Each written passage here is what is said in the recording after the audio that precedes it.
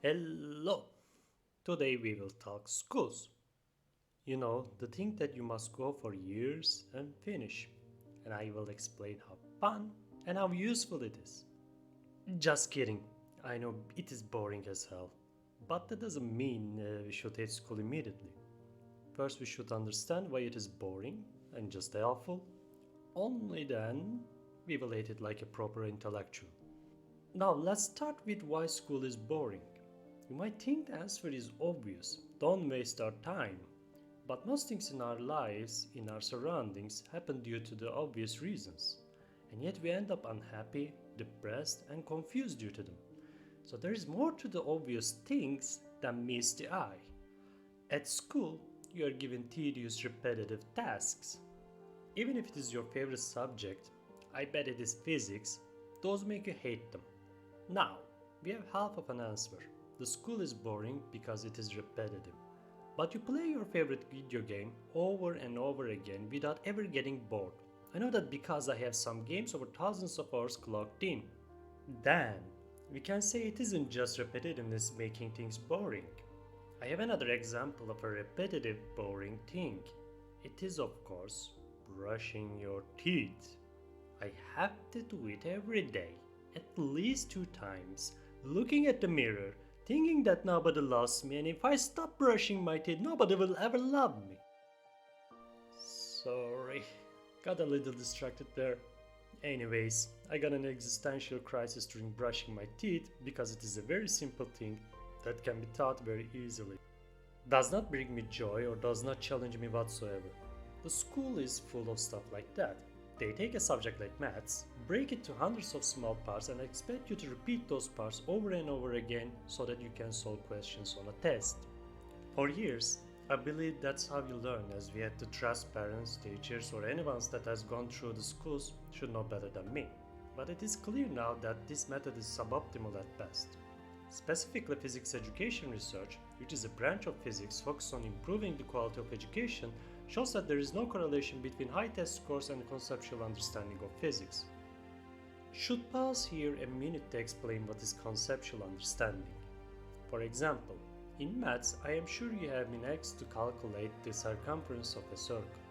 In a test, it should be enough to know that it is 2 times pi times the radius of a circle. However, what is circumference as a concept? Is it an object? Does it only exist on textbooks? What is even a circle in real life? Let's look at this cup. Here's a circle. Here's another one. And another one. All different.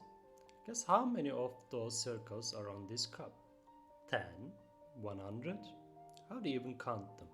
I can draw as much as I want, not that I want. The answer is, of course, there are infinitely many of them and all with different circumferences. The equation is true for infinite number of circles, but that information does not exist on the equation.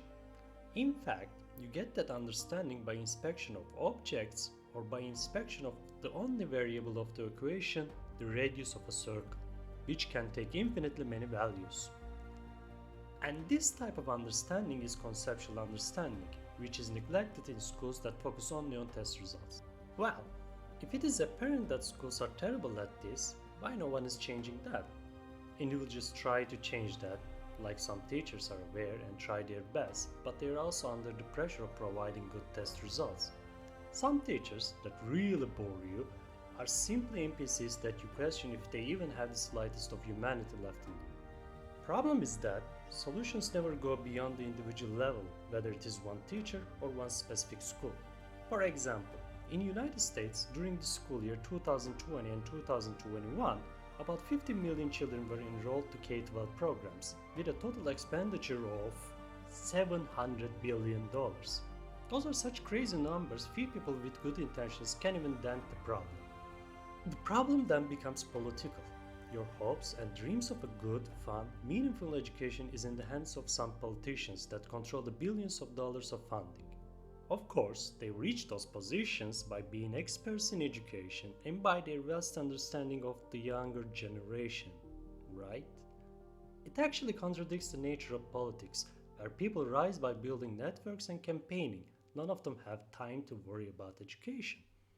In fact, some studies show political parties with different ideologies do tend to have similar behaviors in educational spending.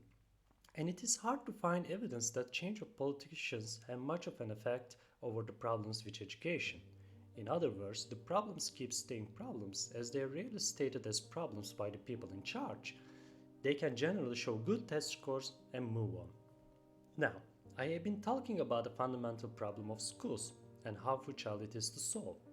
Obviously, we should get depressed and give up on our education, just like how I am this close to giving up on brushing my teeth.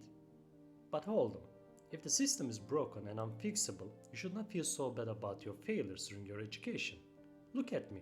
I am sitting calmly here with a mountain of failures, still surviving, and believe it or not, having some tiny hope for my future. It is a world out of our control that continues to bore and make us unhappy. However, a world full of people with same problems and a world where you can choose to be not alone. A world where you can share a dream. A world where you can share the pain. So, just remember when you go to school, no matter how terrible it is there, it could be a place to find a world.